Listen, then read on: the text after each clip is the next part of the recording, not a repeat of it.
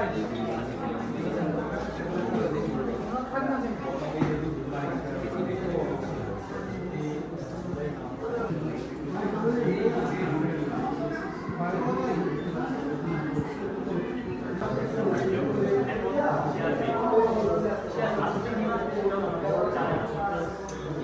স্মৃতি জাদুঘরে রাখা হয়েছে শহীদ আবু সাইদের প্রিয় জার্সি। এই জার্সি গায়ে জড়িয়েই মাঠে খেলতেন শহীদ আবু সাইদ। একই সাথে এখানে রাখা হয়েছে তার ব্যবহৃত মেডিকেল আইডি কার্ড।